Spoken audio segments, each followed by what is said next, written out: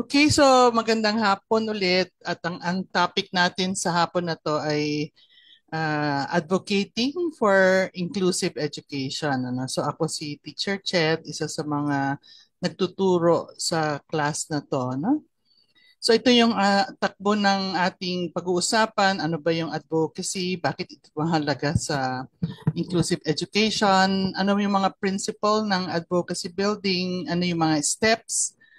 Ano yung mga messaging strategies, ano yung mga possible formats for advocacy materials, and the idea that it is that advocacy building is an ongoing process. And then at the end, I will talk about yung assignment ng bawat group to create their advocacy material. Okay?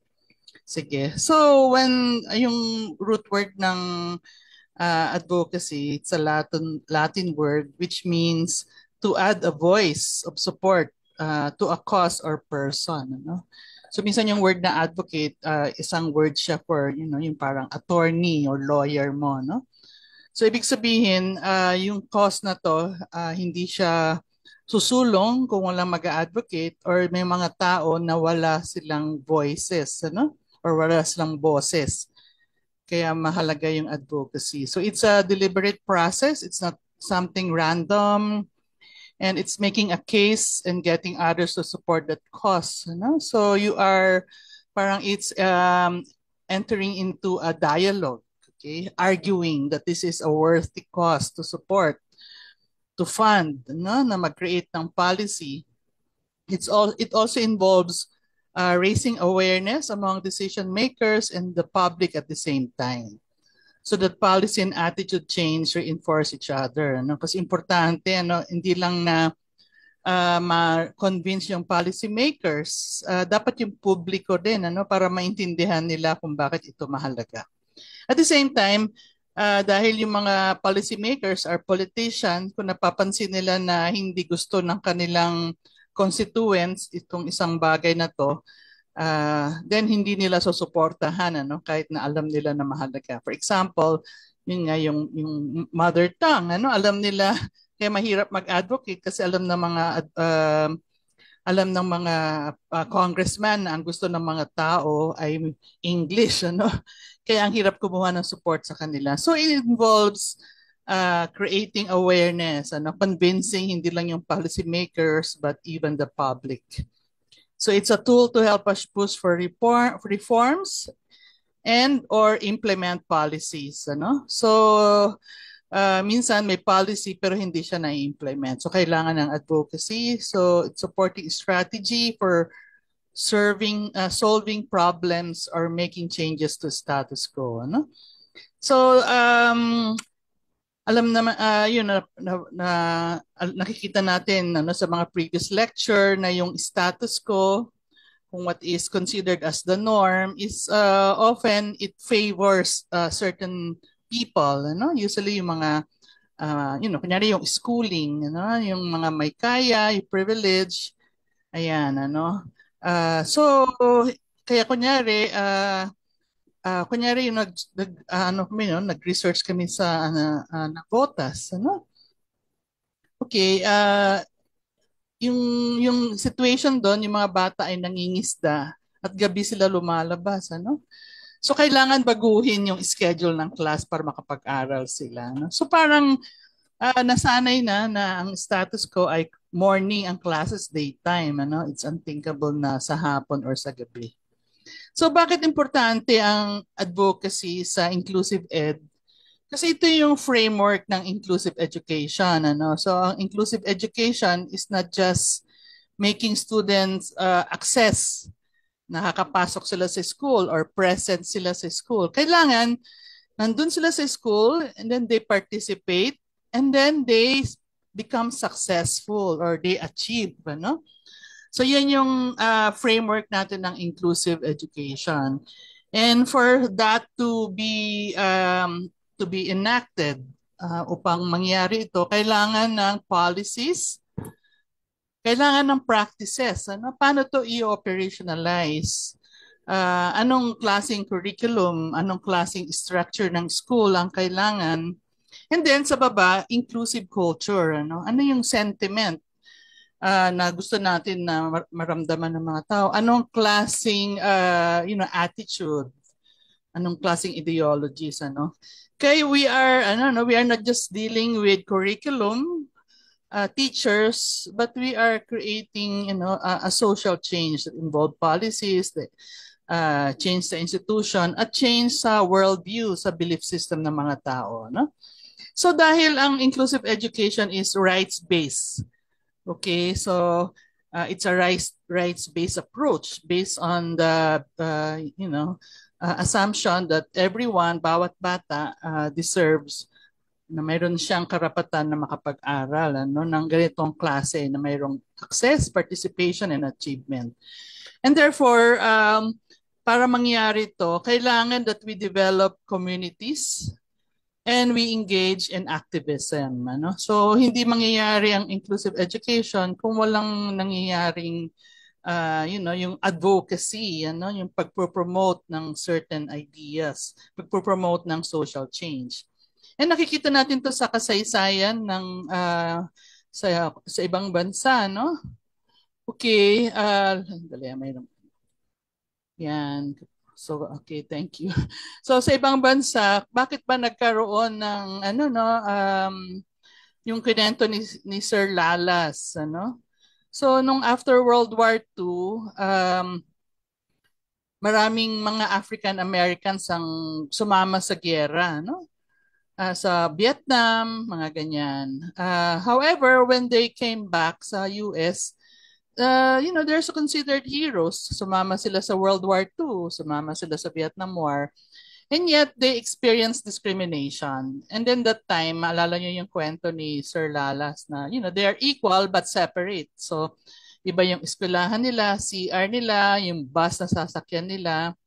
And so because of this discrimination, segregation, ayun, nagkaroon ng civil rights protest. Ano? So diyan nakilala si Martin Luther King. Nagkaroon ng massive civil disobedience. And so because of that, nagkaroon ng Civil Rights Act of 1964. Ano? It ended racial segregation in schools.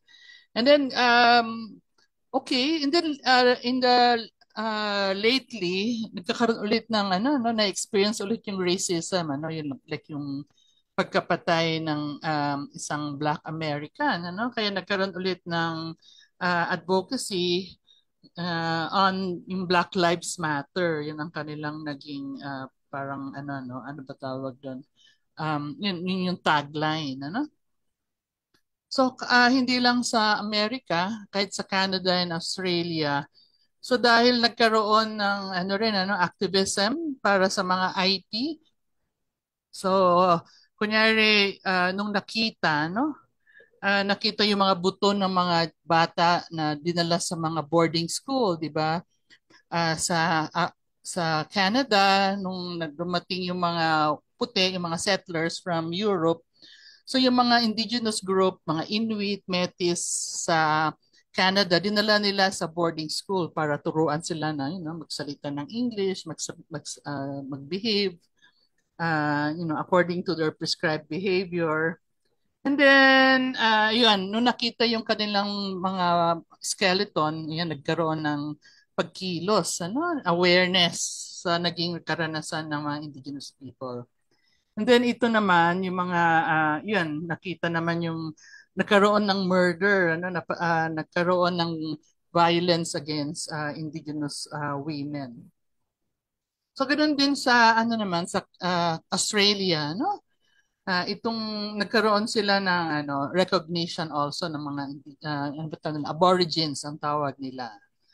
Okay, so nagkaroon ng Indigenous Languages Act in 2019. It was only in 2019 sa Canada. Doon naman sa Australia, nagkaroon sila ng pagkilos para maisama, magkaroon ng greater participation yung mga aborigines nila. And sa Pilipinas, yung ating IPRA, IP Rights Act 1997, it's because of a series of advocacy among the indigenous people.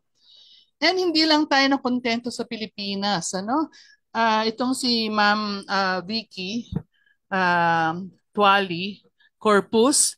So isa siyang kankanaoy, ano?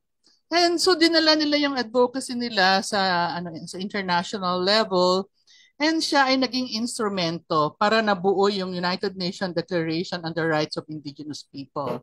So yung UN declaration ay naging pattern nila yung ating batas sa IPRA, no? Kaya siya yung naging UN rapporteur, okay? So nagkaroon bago pa nagkaroon ng K-12, meron na yung Indigenous Education Framework. So as a result of IPRA noong 1997, 2011, ang tagal din, pero at least nagkaroon ng IP Education Framework. Okay? So, ang mga to ay nangyari dahil sa mga series of advocacy work. So, meron ding iba, like kunya itong Autism Society of the Philippines, kasama dyan yung mga families ng mga children with autism. Ito ang malakas, ano? Yung mga Filipino Sign Language advocates, ano? Itong si Ma'am Carol, isa siyang deaf. Pero talagang kung may mga meeting kami sa mother tongue, nandyan sila, meron silang translator. And kung meron akong estudyante na mga galing sa deaf community, sa graduate school, yung mga nagtuturo sa Miriam, sa St. Benilde, talagang very strong sila no, na mag-advocates ng FSL, Filipino Sign Language. Okay, so ito yung mga principles ng advocacy building that we should remember. One is it should be empowering sa learners, family, educators, and the broader community, particularly yung mga most affected individuals. Hindi pwede na yung mga, na somebody will advocate for them. Ano? Dapat ang advocacy should involve them. Okay. Pangalawa, dapat yung popularization. Dapat, kasi karamihan ng mga ideas on inclusive education ay very abstract and academic. Okay. So dapat yung messaging, yung ideas should be popularized so that it will be accessible to everyone. Ano? Kasi kung ang language mo is very academic, scientific, then you're saying that only yung mga professionals, yung mga may PhD lang ang may karapatan na mag-advocate. So you should be able to communicate in a way that will speak to their diverse background. Ano? So it means you relate the issue to what matters to them. Ano ba yung ibig sabihin, kunyari, ng inclusive education sa kanila? So it means using plain, non-technical language, using not just text, kundi audio, visual alternative, and other formats. Ano? So here's an example ng self-advocacy. There was a time ng 2018 na yung ALS that time, hindi pa na-integrate yung K-12 sa curriculum nila. Ang naging test na nila sa ANE ay nakasama yung K-12. Kaya ang konti ng pumasa, no? Kasi ang passing rate that time was 75%. Ang konti lang. Kasi iba yung review nila. Para mayroong nag-uusap yung ALS at saka yung nagbigay ng exam, ano? Kaya halos walang pumasa that time. Kaya itong yung mga ALS students mismo, led by this girl, si Abigail, ayun, nag-mobilize sila na mag-protest sila. No? Pumunta sila nagkaroon sila ng peaceful protest sa harap ng DepEd. Ayan, nagsuot sila ng blue, may mga placards sila, no? And dahil kinausap nila yung mga taga-DepEd officials, and then nag-post sila sa mga wall nila, napansin ng Rappler, mga ganyan, ano? So because of that, ayun, nag-issue si Liling Briones, Secretary ng Education, na baguhin yung passing rate from 75% to 60%. Ano? So imagine, February, sila nag-start mag-mobilize, nung April nag-issue na. No? And then, ang isa rin nangyari na kaya rin sila nag-mobilize ng protest action, ayaw silang tanggapin sa college, kasi kailangan nag-senior high school. And then they're saying na, yung ALS naman, yung inaral namin sa ALS ay based sa old curriculum, wala pa yung K-12. And so because of their advocacy, ayan, nag-issue ang CHED ng memo saying na yung mga nag-ALS based on their old, na nag-aral using the old curriculum will be accepted sa college kahit na hindi sila nag senior high school, ano. So nakakatuwa na, we expect mga dropouts to, mga batang pasaway, pero they themselves demonstrated, that they can advocate for their own concern. Ito very interesting, yung during the COVID, that there's a awareness raising na dapat protektahan yung mga elders, lumabas ito sa isang indigenous community, I think sa Australia, no? And then nakalagay doon, our elders are among the most vulnerable, Okay, our elders are living treasure, guiding us and helping us to keep our culture strong. They've done so much for us. Let us go the extra yards to keep them safe, So, so they are not portrayed na, oh, kawawa naman yung mga matatanda kasi vulnerable sila sa AIDS, sa COVID, But they are recognized na sila ay living treasures. Sila yung nag-maintain ng kanilang cultural heritage, So yan, look at how it is framed, So yan, makita natin yung respect. So isang principle, the advocacy materials, sometimes kasi gusto mo na mag-participate yung public. Kaya there's a tendency for some to portray itong mga learners na to nakawawa sila, kaawa-awa, so dapat it would stoke emotion. However, the principle is you should respect the dignity and rights of people, especially those with additional needs.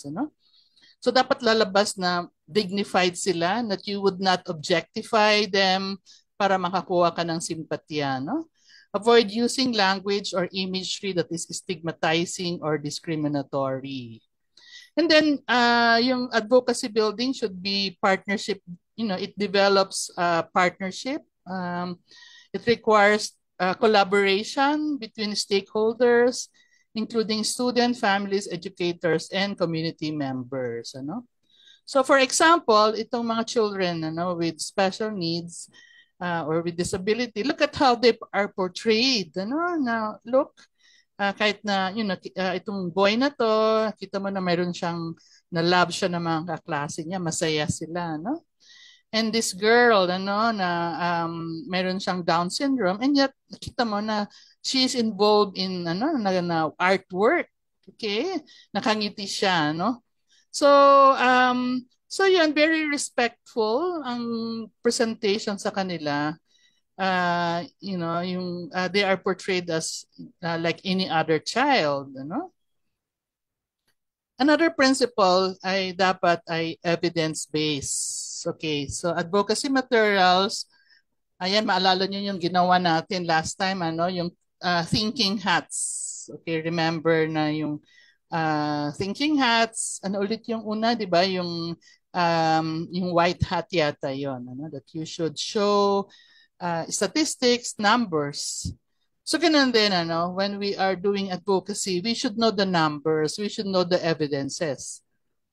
So it should be based on the best available evidence and research on inclusive education. So dapat alam natin yung yung mga facts tungkol sa kanila, tungkol sa situation.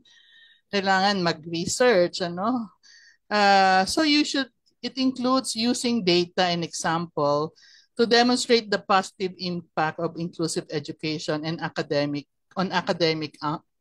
outcomes, social development, and quality of life.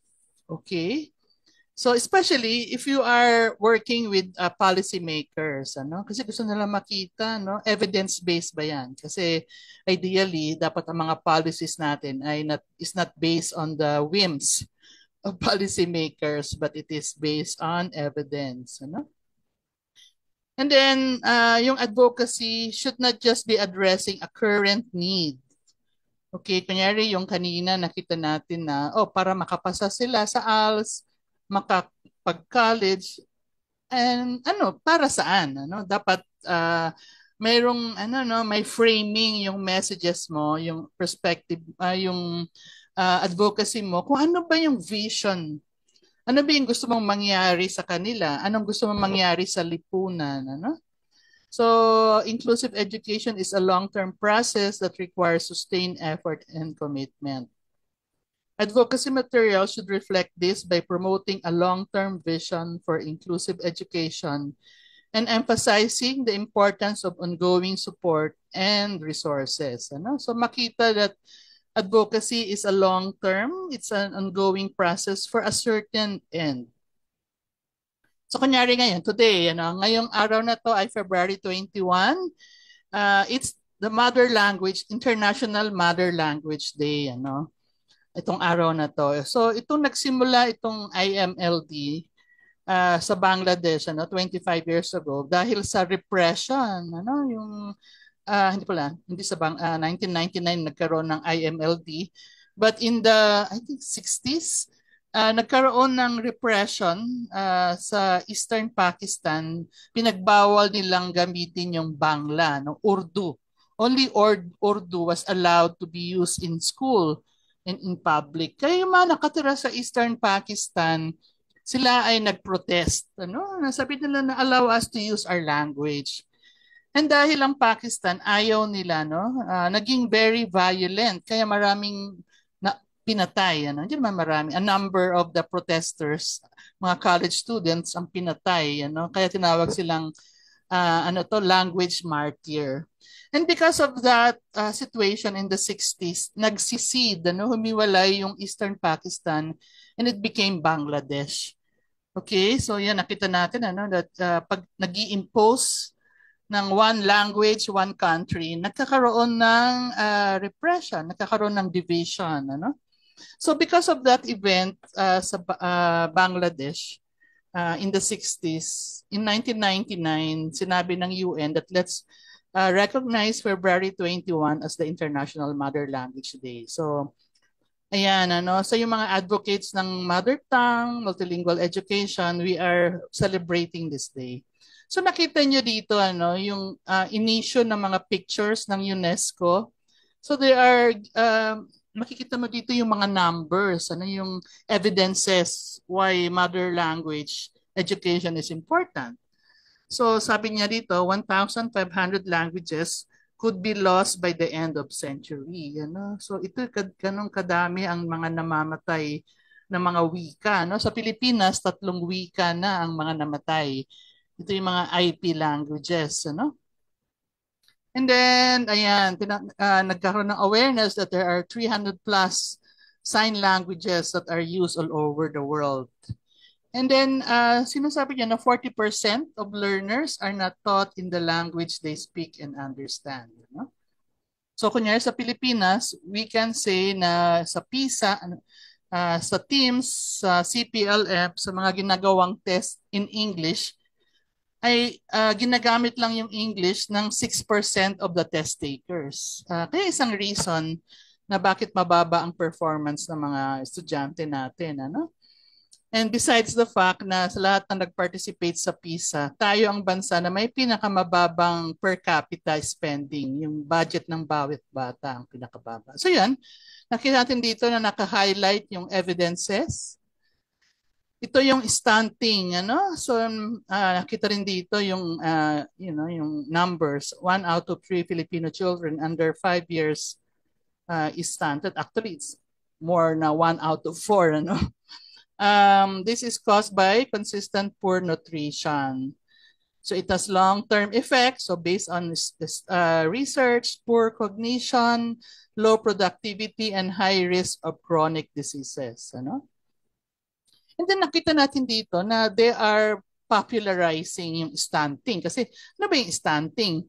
Stuntman ba yan? Ganyan, So ito, hindi lang masyadong makita. So pagbabansot. Yan. What is stunting? It is known as pagbabansot or bansot. Okay? And then meron silang way to yung to make it stick to maalala siya. Batang Pinoy, sana tall, iwas stunting, sama all. Okay?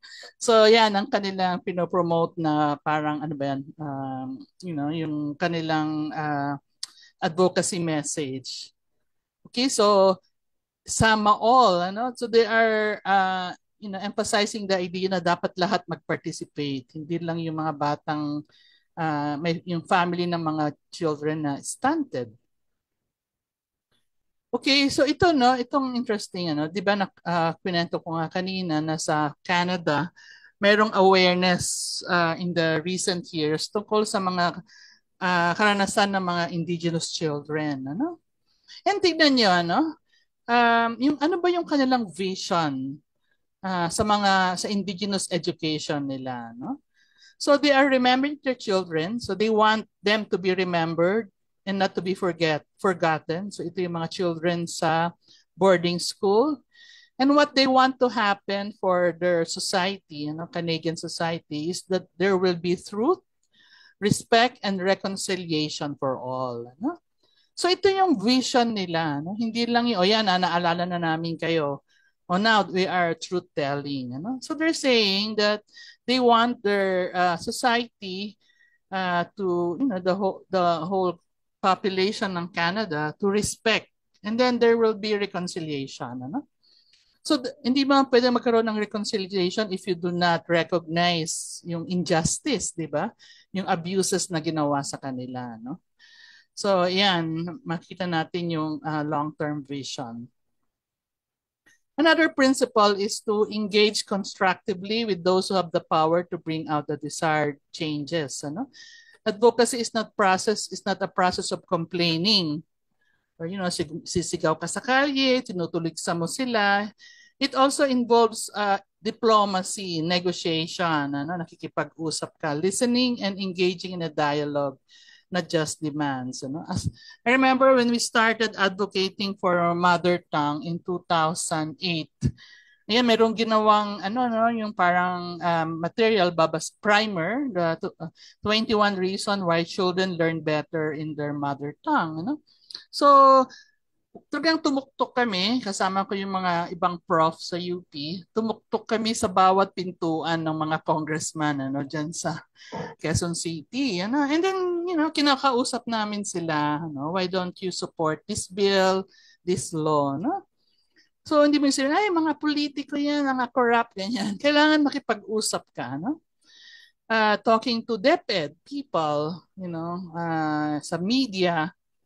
So, effective advocacy emphasizes the positive, as well as pointing out the problem. So, you point out the problem, but you also seek to be constructive and to be engaging, with decision makers, makipag-usap. You highlight promising practices and identify possible ways forward. So for example, ito sa rin to sa UNESCO because UNESCO is convincing yung mga state leaders to support MTBMLE, and they're happy na tayo ang isa sa mga unang nag-embrace nito sa Southeast Asia besides Cambodia, tayo rin ang unang nag-abandon. Pero hindi naman, because yung bagong batas sa mother tongue, sinasabi niya doon na pwede pa rin sa mga communities na monolingual. But if you look at what UNESCO provided, ano yung mga benefits? So it develops critical thinking, decision making, nagiging lifelong learner, determined, passionate, hopeful, sensitive, confident, active participants. Siyempre, they're using their mother tongue. Creative and collaborative participant, opportunity taker, peace builder. So, kino-convince nila yung mga public na MLE is not just language. It's helping the learner develop in every aspect. Ganyan, So, here are some steps in advocacy building. Okay? First, magkaroon muna ng preliminary analysis, mag-investigate. Wag yung bara-bara lang, sugod ng sugod. So mag-isip, what are existing ideas and practices in one own's context? Ayan, to avoid being seen as an imported model. So baka isipin ng mga tao, hindi naman yan sa Pilipinas pang-Western naman yung sinasabi nila. So isipin nyo na ano ba yung how is the issue being felt in our local context. And then pangalawa, understand the barriers and problems. Bakit ba, for example, na may issue sa yung yung disability, Ano ba yung tingin ng mga tao sa disability? Ano ba yung root causes nito? No? Ano yung mga dapat baguhin? Ano yung mga solution?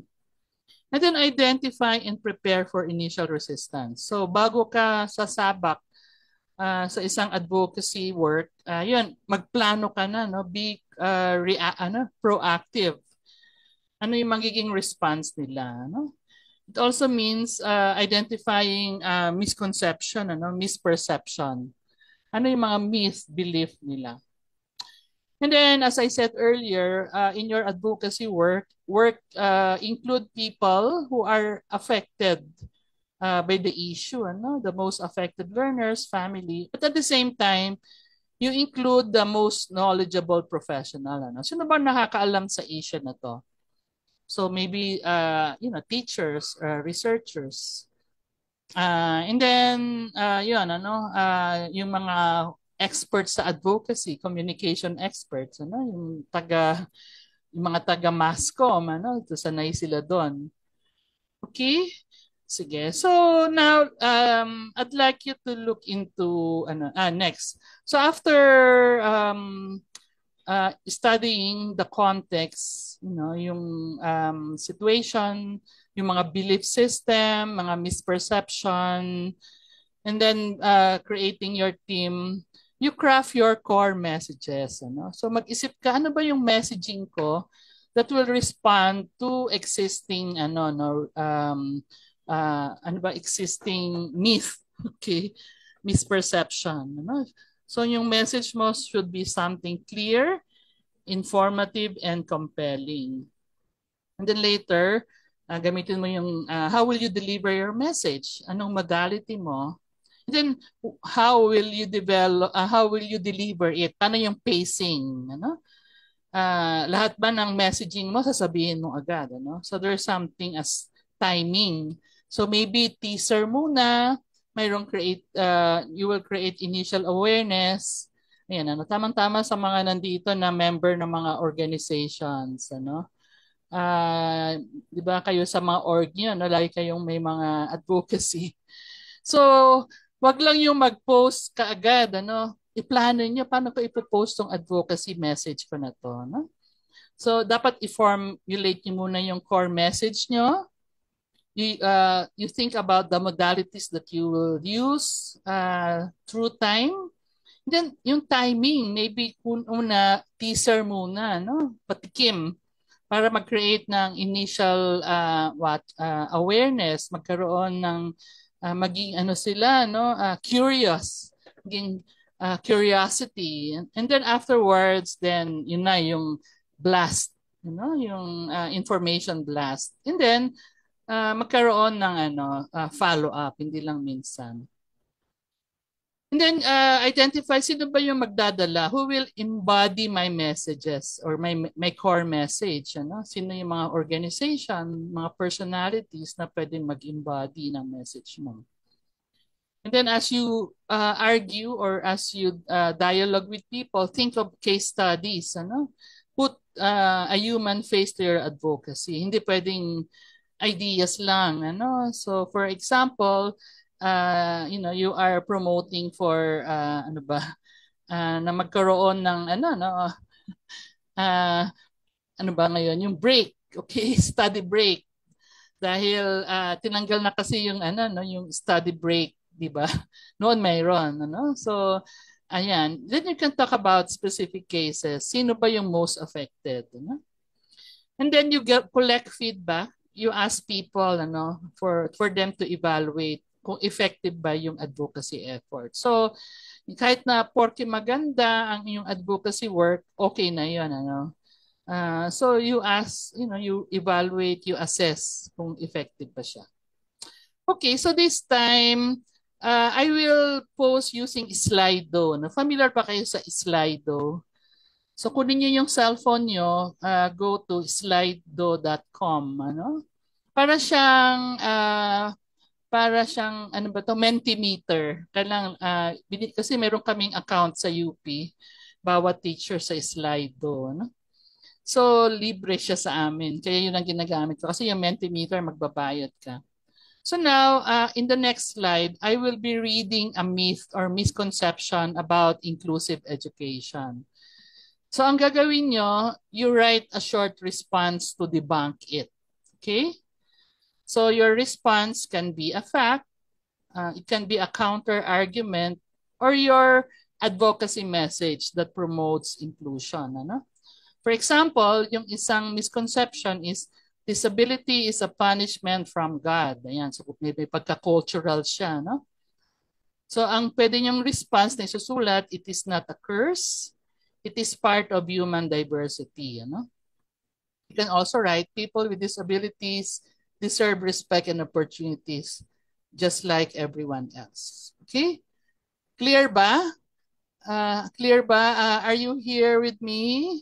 Naintindihan ba yung aking instruction?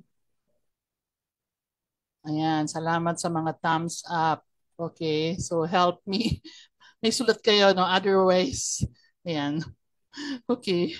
And so I'll try, first time ko itong gawin in a big class. So let's try with the first, oops, sorry. Ayan, may mga sagot na, no? Sorry, sorry, sorry. Ayan, ano, ayan, dagdagan na lang. Inclusion means lowering academic standards. Pinasulat ko kasi yung mga fellow teachers. Inclusion means lowering academic standards. Oh, may kapansanan naman siya. Dapat simplihan lang. Oh, IP naman yan. Taga-bundok. Dapat simple lang. Ano, wag siyang turuan ng mga yung mga scientific para lang yan sa mga batang sa mga exclusive schools. Okay? So, inclusion is helping everyone to reach their academic standards. Okay, so including children with special needs. It's making something universally accessible for all. Hindi lang sa mga okay, it means making education accessible for all, ensuring that education can be for all, promotes diversity which offer avenues. Okay, ang hirap pala, no? It's an effort, practice, and value to accommodate all learning style, all learning styles and learners. Okay. Ayan, inclusion means making academic standard, hirap pa na, hindi ko makita lahat. Sige, inclusion are not black and white. Increasing the state of education instead of simply lowering the standard. Okay, providing access to each and every student. So it's not about lowering the standard, but improving access to everyone. And it's equitable support to ensure all learners have equal opportunity to succeed. Everyone has the right to learn, making opportunities accessible to all. Okay? So it's about access, inclusion, and not about lowering the standard. Okay, masaya naman ako. So nagiging clear na. Sige, so just keep on writing. Okay, sige. Accommodating each student needs to acquire learning. Providing student with necessary tools or skills to attain the same standard. So the same standard pero magbibigay ka ng iba't ibang means para maabot nila yon, ano? Okay, inclusion and academic standard can go together. Okay. Yan, giving more opportunities and making it more accessible. Thank you. Sige, keep on writing. Now let's move to the next statement, ano? Ayan. Inclusive education only benefits students with disabilities. Okay? Inclusive education only benefits students with disabilities. Okay, so we'll wait for your answer. Okay, inclusive, it builds, so yan, it builds stronger and inclusive communities. So it's not just yung mga may disability, but the whole community. Means all, not just a few. We have something to gain from those who are often marginalized. Inclusive means everyone, open opportunities. Ayan, ano? We can learn something new. Okay. So, ayan, everyone is part of inclusion. Ano? Inclusive education is beneficial to everyone. Okay. So, can you imagine, ano, if you are walaan, no, na mag-aaral ka sa school na ang mga kasama mo lang ay yung mga kapareho mo, no? So, it teaches skills that are important for everyone. It teaches tolerance, patience, ano? Differences are not centered on disability alone. All sorts of differences, okay, benefit everyone. We learn from each other. Ayan, okay, sige. So it provides opportunities for everyone. Sige. It's about justice, social justice.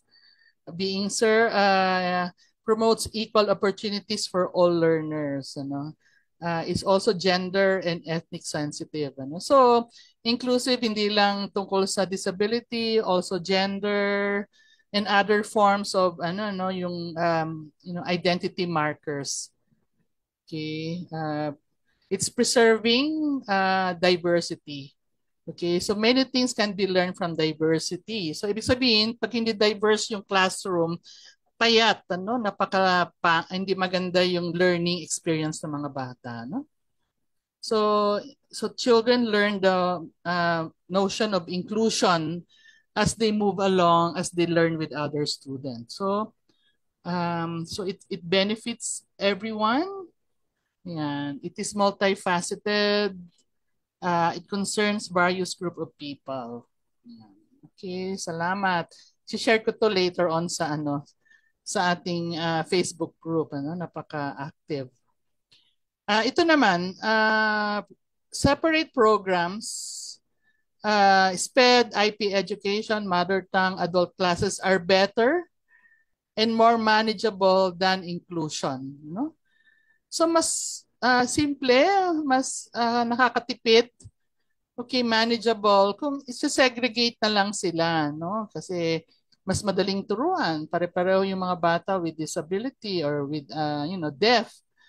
Okay, mother tongue o separate yung mga Bisaya sa Ilocano, sa mga Cordilleran, ganyan. Okay. So separation is already discrimination, segregation is separation, and it's not inclusion. Ano? Inclusion means being together. Inclusion prepares students for the real world. Kasi yung totoong mundo ay mag-diverse. So we are already preparing children na mabuhay sa totoong mundo. One can never unite a society when there is a standard in grouping students. It artificially create classes, yun hierarchy. They learn a lot from differences. We lose valuable lesson that academic subject cannot teach. While it may appear manageable, it doesn't promote inclusion. So mayroon tayong mga sad experiences of segregation in the past at masama yung kanyang naging effect. Like dun sa US, nakita natin. These programs come together to make education inclusive and accessible to all. It's paradoxical to separate them. So hindi ka pwede mag-separate and say inclusive at the same time. Okay. It defeats the purpose. We create that academic should be the school academic should be reflect the reality of society. Kung diverse ang lipunan, dapat ma-fulfill yung diversity rin sa classroom. Okay? Segregation is a hindrance in teaching students the essence of this diversity. So we create spaces where everyone feels welcome and safe. Okay. Sige, ayan, may nagsabi, if we apply universal design for learning, hindi ma-fulfill yung yung sinasabing challenge. So pwedeng magkaroon ng inclusion if we use the right strategy, Okay, so if we separate them, then they will be deprived of fair and equal opportunities. Yeah, inclusion requires a sense of empathy and understanding. So we are depriving students of learning empathy pag pinag-iwa-hiwalay natin sila, no? Okay, so encourages bias according to the nature of group. It does not cater to everyone. So exclusion is still evident. Okay, sige, salamat. So keep on writing. We will include your Ayan, it's a segregation is a form of discrimination. So at surface level, it seems easier. However, if we segregate, we are reinforcing the idea that something about them requires isolation. So parang may sakit sila na kailangan mahiwalay sila. Yun ang sinasabi. Okay? Thank you. Sige. Meron pa? It creates hierarchy, feeding the mindset that those people who are disadvantaged should not be included in a group with normal students. So, merong normal, the majority, and so since are not qualified or classified as normal, so hinihiwalay mo sila. No? Okay, segregation could make some have inferiority complex, which you do not want. So they feel na hindi sila kapantay ng iba, kaya sila hinihiwalay. Ano? Hindi sila kasali. Ano? Parang sa laro. Okay. Sige. So thank you. It creates barriers. Yes. So the next question is, ayan, ito naman. Inclusive education is too costly. Okay? So masyadong mahal, magte-train ka ng teacher, kailangan mo ng mga materials, kailangan mo ng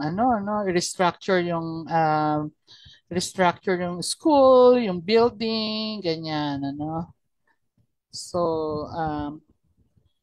so it's not costly because betterment for the society.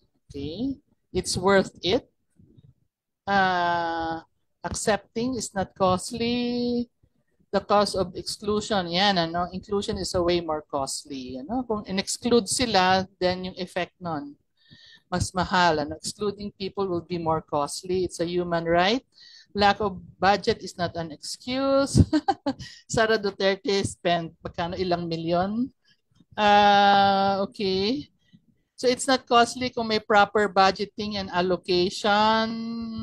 Bakit maraming pera sa confidential fund, ginagamit mga politicians sa corruption. So it's costly because it's not yet fully integrated to mainstream. Ano? It's an investment. It's a long-term investment. So ibig sabihin kung investment, later on you would reap result. Ano? Ayan. So initially, investment siya, pero later on, sa umpisa lang, ano? But later on, you will see result of your investment. There are many ways to be resourceful in practicing inclusivity. Tama, no? Additional cost, but it should not be a barrier. No? So it should not be counted as a barrier. The government intention in making education really accessible and inclusive is genuine. Kung totoo yun, then funding would not be an issue. No? We cannot cut corners when it comes to basic rights and well-being. It is only costly because people think that money is more valuable than basic rights. The policymakers' lifestyle, yan, yung mga party-party, travel abroad, ano? Okay, the effect of efficiently implementing inclusive education establishes a promising future for learners, which is something na hindi mo mababayaran. No? Okay, the return of the investment is worth it. It will be able to, the quality education. Kahit na it's costly, it should be implemented because it's beneficial in the long run. It's challenging society understanding of inclusivity. So it's it's a major task.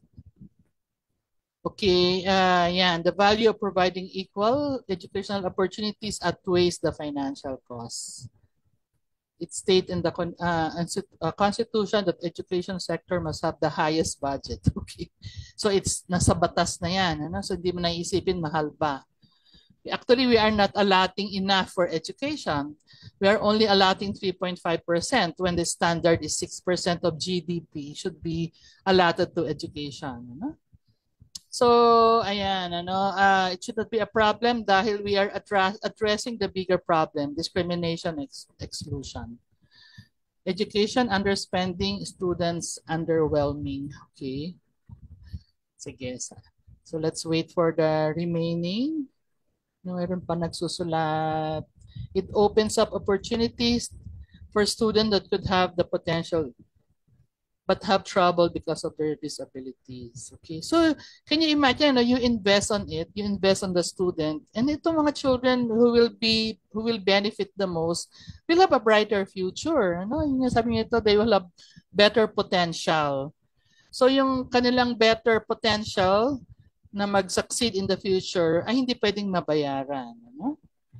If funds in the Philippines are managed properly, inclusive education would not be costly. Ano? So remember, yung sabi sa Congress, na 30 billion, imagine 36 billion to be exact, ang hindi nagastos ng DepEd, nag-underspending sila. May budget naman na 36 billion, pero hindi nila ginamit. Okay? So hindi dahil kulang sa pera, kundi it's managing yung proper allocation. Okay, it's worth it when we see student move forward and succeed. Yan, it will gain more benefits. Okay, great. Meron pa ba? Ito. I think dalawa na lang. Parents of non-disabled children will oppose inclusion. Ako, makakasama yung anak ko yung mga may kapansanan, mga ganyan. May slow down yung learning ng anak ko kasi maghihintay yung teacher. Sa mga bata, kailangan pa mag-sign language yung teacher para maintindihan ng mga children na deaf. Okay? So, ayan, So, parents will be opposing yung idea of inclusive education. Ilagay na lang sila, sa pull out, mga ganyan. Okay, so parents should learn to empathize with fellow parents, even those of disabled children. Yeah. So dapat matuto silang ano yung karanasan ng mga ibang parents na may anak na disability, Okay, what parents would want is for their children to feel included in their community. Okay, yes, it takes empathy and open mind. So dapat ituro to ng school sa kanila. Okay, so they know how it is hard for their fellow parents. Educate these parents about the importance of inclusive education. So if they are properly educated, may orientation, ayan, So duty ng school to educate, to inform these parents of diversity and inclusion. So put yourself in their shoes. Ayan. So this is the representation of how discrimination builds up at home. Okay. Then ko nakita yun, It's selfishness. Good parents will be showed the effect of how other people succeeded under it. Yeah. Makikita ng parents that their children become more tolerant. They become more, inclusive. They learn how to live with others. Hindi naman lahat ng mga bata ay kagaya nila. So, ayan, parents should be made aware of how inclusive education is not just beneficial for those disabled, but also their children. Okay? It teaches their child to have empathy, matuto maging empathetic and respectful yung mga anak nila. And it's an opportunity for parents to show to their children how to be a good example. Okay? So they misunderstand the purpose of IE and misjudge it. Parents should lead by example and learn to empathize, fostering understanding and inclusivity in their children and society. With an open mind, they might think otherwise as children's exposure to diverse people will heighten their IQ and EQ. Ayan, tama, no? Okay, so matuto ng socio-emotional learning yung mga anak nila, hindi lang puro cognitive. They should show a good example sa inclusion. Yeah, ano, the children learn na makipagkapwa and to be sensitive to their surrounding. Ano? Okay, so it shows lack of awareness.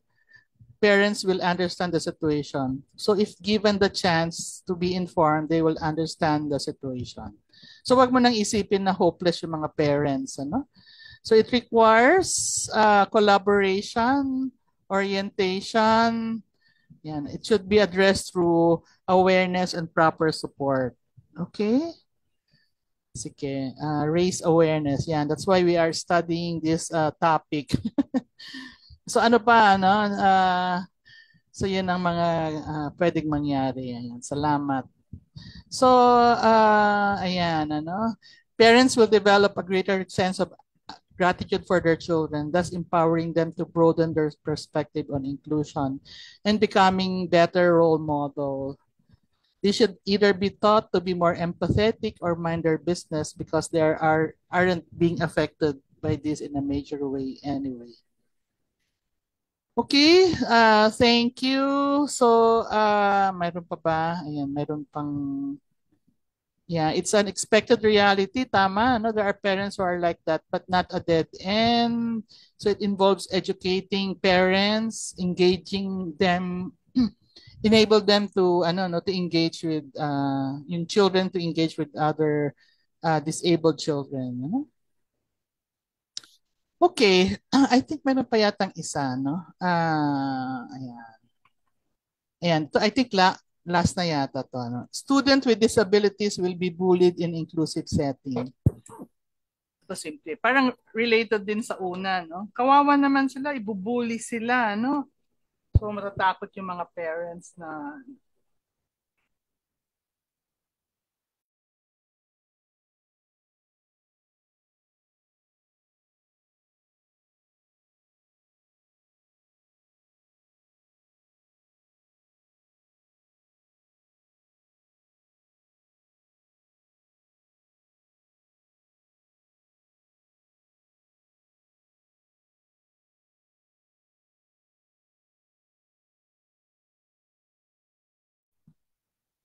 okay, okay. Ayan. May sagot na pala, no? So inform student. Ayan, ito, no?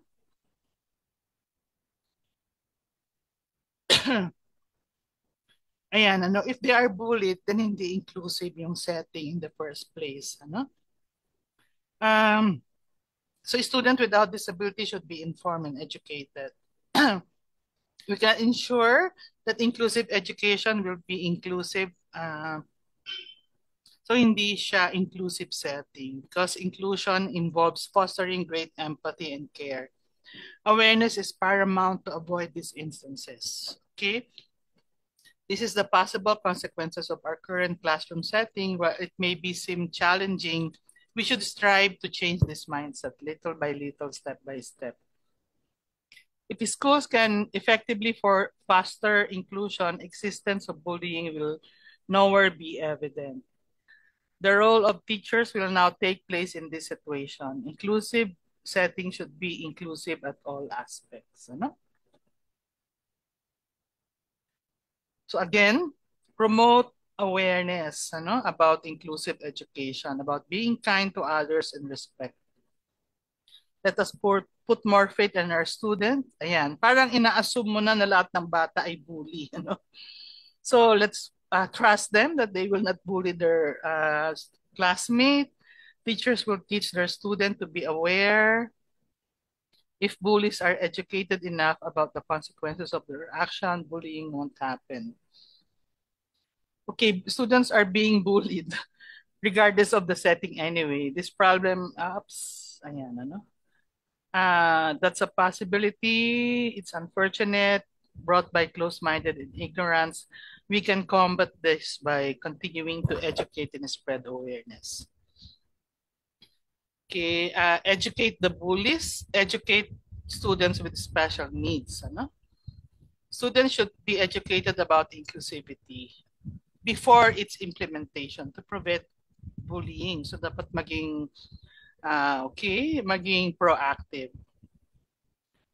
Ayan, ano? Inclusion is not just letting diverse learners in the Gen Ed classroom. It also requires the preparation of the classmate to accept, welcome, and respect them. Okay. Yeah, ang dami, ano? So it's a challenge to teacher. Uh, ayan. So it's an opportunity to teach, maituro ang inclusive education. Okay. Sakto mo naman si slide to, ano? Tinitematize na niya.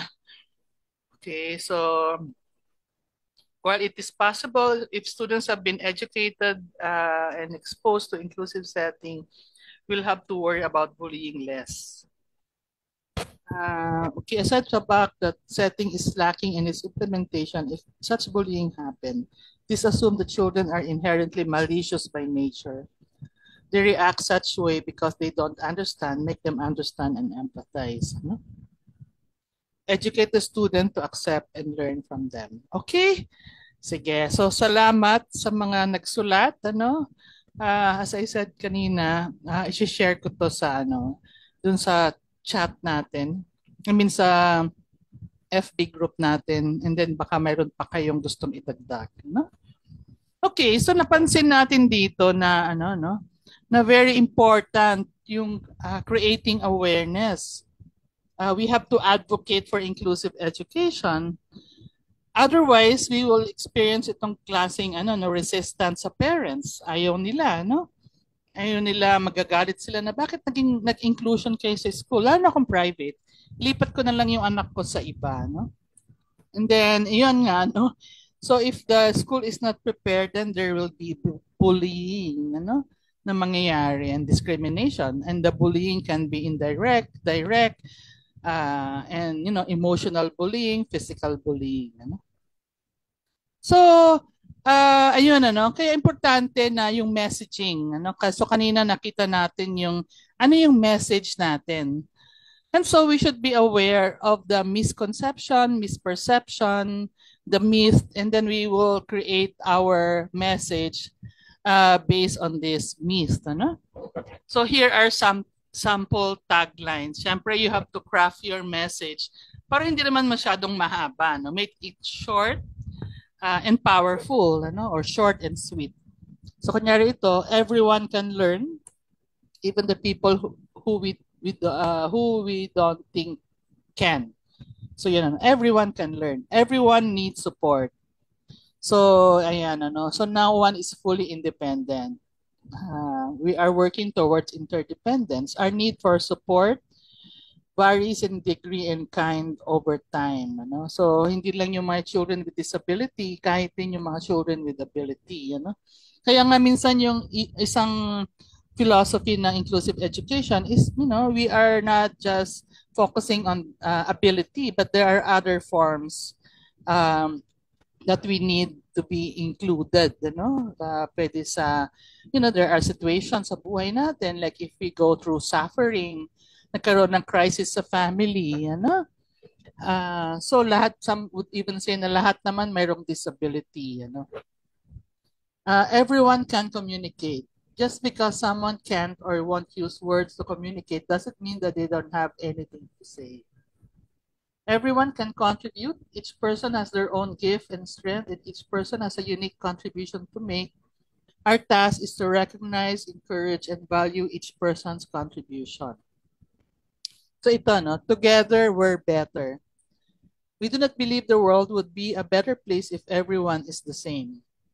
We are not dreaming of a world when all differences are eradicated and all disabilities are cured. We believe that diversity does bring strength and that we can all learn and grow from by knowing one another. So interesting na yung messaging natin, we can construct our message in such a way na maikli lang siya, pero easy to remember, and my impact, like ito, everyone can learn. Naalala ko pala, yung kasi parent din ako, kasi yung school ng son ko, kasi nag-aral siya sa isang private school, that is a public school siya. Then nung lumipat kami sa isang subdivision, mayroong malapit na private school sa loob. Tapos may mga children with disability, inclusion yung ginagamit ng school. And so dinala niya yung classroom, sila magkakaibigan pumunta sa bahay. Kasama nila yung kanilang classmate na I think autism yata, no? And tuwang-tuwa ako. Siyempre, hindi naman ako lumaki sa ganong inclusive setting. Nasanay ako ng panahon ko na, pull out, separate sila. And natuwa ako kasi parang no big deal, Parang normal lang yung conversation nila, yung kwentuhan nila, biruan nila. And parang they are not affected, Yung parang they are not being, hindi sila nagiging uncomfortable, And then yung friend nila na yon, yung very comfortable siya. And parang ako, natuwa naman ako that my child is going to that school. I want every child na maging ganon, na to be accepting and na maging part lang yung kaklase nila sa kanilang mga kwentuhan, sa kanilang laro, So, yan, So, parang that time I was educated sa value ng inclusion. Okay, so after crafting our messaging, we should come up with possible formats ng advocacy materials. Ngayon, mas alam nyo to, Kasi mas exposed kayo sa technology, So, nung panahon namin, very limited lang, But here are some possible formats, It can be written, it can be combination of formats like blogs, news, or magazine articles, policy brief, when we were involved sa paggawa ng policies like sa ALS or mother tongue, yung sinasabi minsan ng mga taga-DepEd na let's remember na itong policy na to is also an advocacy material. So dapat, nakakatuwa na ang tingin nila sa policy ay hindi lang nagbibigay ng directives, but it is also an avenue to educate the public. Kaya napapansin nyo yung mga ibang bills or ibang laws, mayroon siyang introductory, may preface, and then may konting explanation. So, so sabi niya, okay, let's craft this policy this way para mas malakas yung kanyang power to influence the public.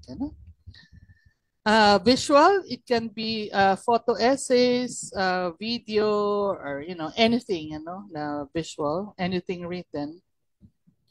Spoken, it can be testimonies at the conferences, school forum, advocacy events. It can be stories, Nakwento kayo na yung cases, dapat may mukha. And so, yung iba, they come up with advocacy materials worth keeping. Kasi minsan nakatangke ko kunyari ng flyer, yan, tatapon mo na. Pero yung iba, yung kanilang ginagawang material ay keepable. Like ito, bookmark. So, I can read by myself. So, isa, so yan, bookmark siya, kaya tatago mo siya. Ito naman, pamaypay. Okay. So, it's an advocacy for health, paano mag-maintain ng health sa community, sa water, sa pagluluto, sa CR, ganyan. So, ginawa nilang pamaypay para hindi siya itatapon kaagad. Ito, very interesting tong advocacy na to. Kakaiba siya. It doesn't use a lot of words. So, let me share. It's a startling image to see a red dress hanging in a tree. And you're immediately brought to the moment of why is that there? And so in looking at the item, I think, what you're doing is you're, first of all, provoking attention. You're bringing people to ask questions, wonder why it's there. And I think around campus in particular, what we're doing is we're starting to engage with our community, our Indigenous community, in a meaningful and respectful way. The project came about as a way of raising public awareness around the issue of murdered and missing Indigenous women in Canada. And so the dresses are symbolic of those women and girls who we have lost throughout the years. And so they're a way of honoring their lives and also bringing to the attention of mainstream Canadians the issue of murdered and missing Indigenous women and girls. My sister Yvonne Ikinatbaki, gentle woman, she was murdered in 1991. My other sister, Sikutsit Nayaki, Jackie Crazy Bull, she was murdered in 2007. Yvonne really took us as her own children. She taught us how to cook. She taught us how to be good homemakers. She taught us to love one another. And she did this through her own expressed love towards us. She taught us through her own love. And to lose her devastated our family.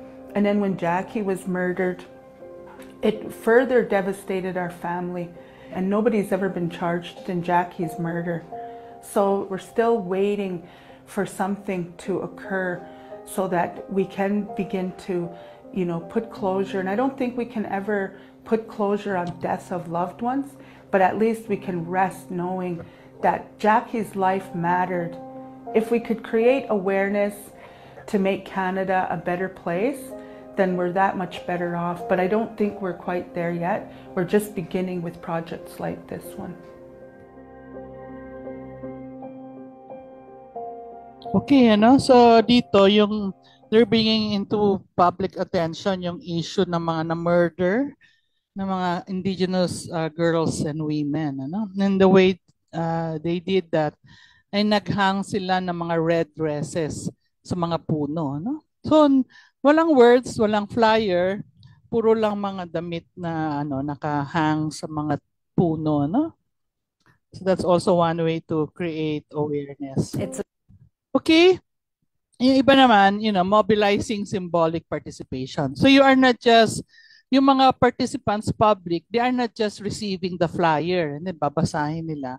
But you want them to participate, So kunyari itong Earth Hour, turn off your lights for our planet for 60 minutes. So may naka-schedule during the year, kung ano yung schedule na Earth Hour, papatayin mo lahat ng ilaw sa bahay mo, So nagpa-participate yung mga families, yung mga household.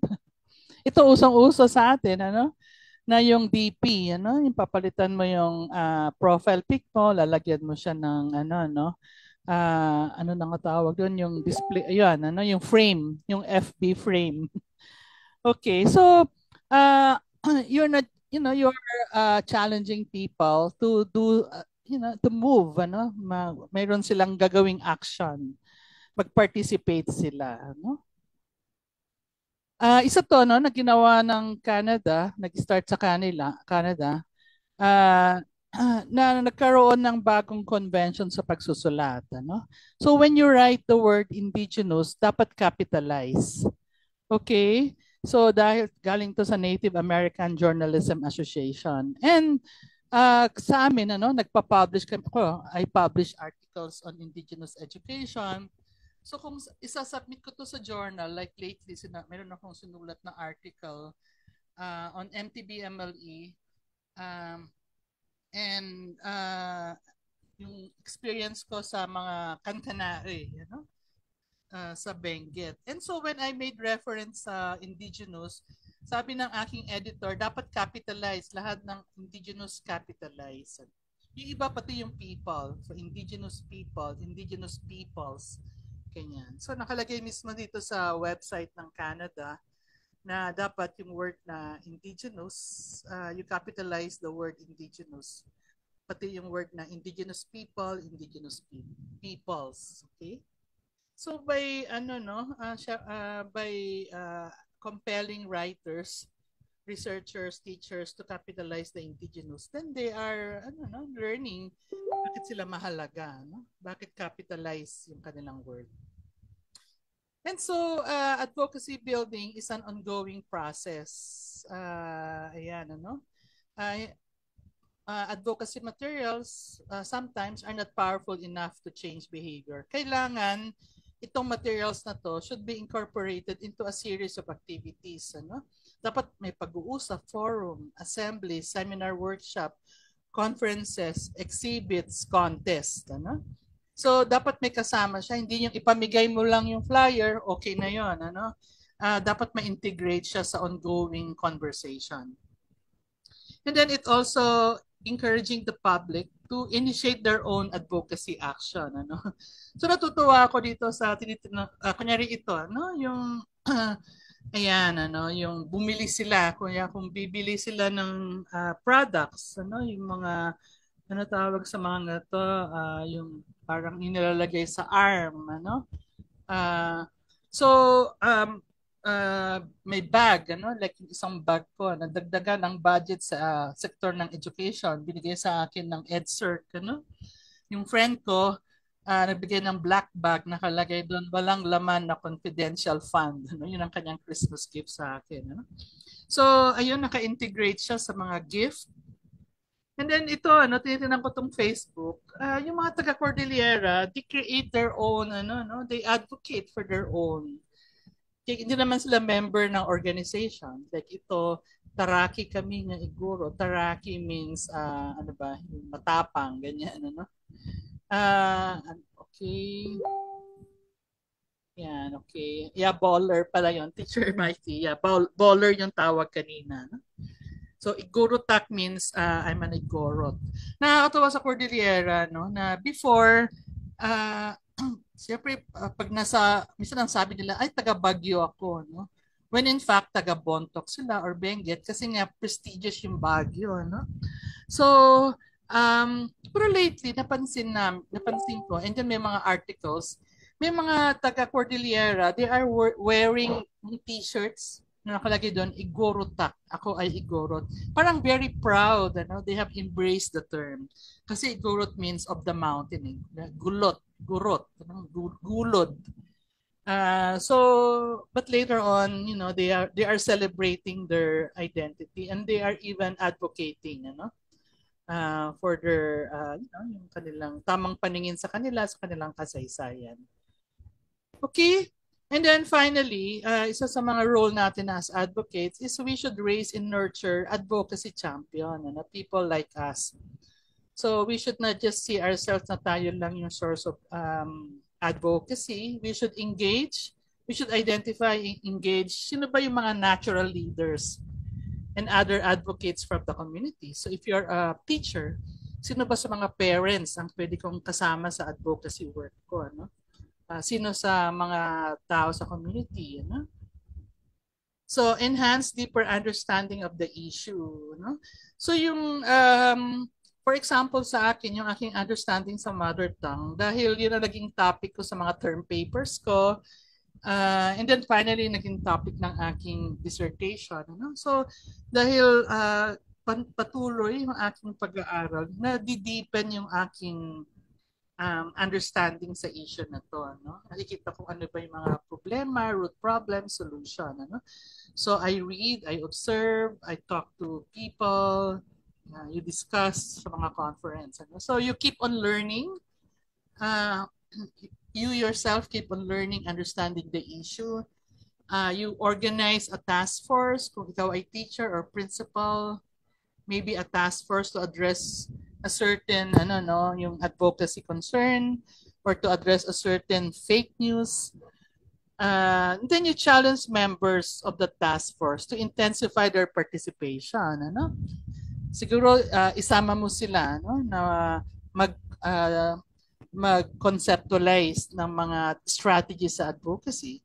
So yun, ano, kung kayo ay officers ng isang organization, that's how you generate, that's how you raise champions, ano, advocates, isama sila, no? Isama sila sa, pag-strategize, pagkilos, pag-uusap sa mga tao, no? Isama sila sa pag-fundraising.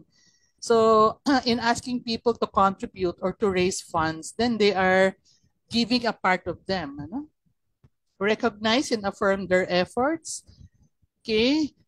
Especially kung nakita nyo na may pagbabago na sa kanila, they are speaking more courageously about certain issues sa inclusion. You address roadblocks and problems. Kunyari may mga debates, may issue, and then plan for collaboration with other communities. No? So don't just work kunyari within your school, create partnership. Maybe sino pa ba yung mga ibang schools, ibang organization, advocacy group na pwede namin makakasama. Ano? Okay, so before I read the assignment, meron bang tanong dito sa inyo? Is there something that you would like to add tungkol sa advocacy work? Okay, doon na lang sa no? Sa section nyo na lang later. So ang project, so nakalagay doon sa, mayroon ko in-upload sa FB natin, yung study guide. Create an advocacy material that promotes inclusive education. So maybe you can refer sa mga previous lecture, readings natin, uh, you know, um, the materials can be a poster, a video, song, dance, radio, drama, or any creative form, relevant to your target audience. So as you present your advocacy material, sabihin nyo ano yung objective nyo, ano yung key messaging nyo, tsaka sino yung target audience.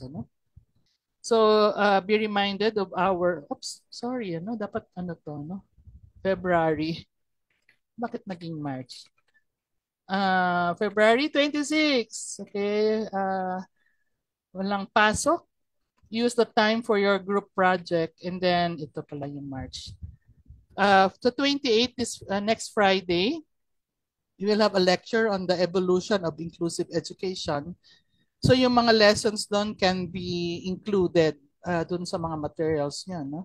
It can help enhance. And then on March 5 and 7, you present your advocacy material in person, face-to-face. Except siguro kung sabihin ng teacher nyo, na Teacher Sarah, Teacher CJ, Teacher Mikey, that you will meet online. So you present your advocacy material with your classmate and teacher. And then you state itong objective, key message, and your target audience. Okay? So, we will not meet next Wednesday. Ayan. Araw ng EDSA Revolution also. So, it's our way of advocating. And then, so walang klase. And then Friday, we will have a plenary lecture on evolution of inclusive education. And then yun na yun. The next week ay presentation na. Okay, class. So, thank you for coming today. And we'll see you. If you have any concern, paki-email na lang or PM your teacher. See you. Until then, see you next Friday. Take care. Thank you, Teach. Thank you, Thank Teach. you.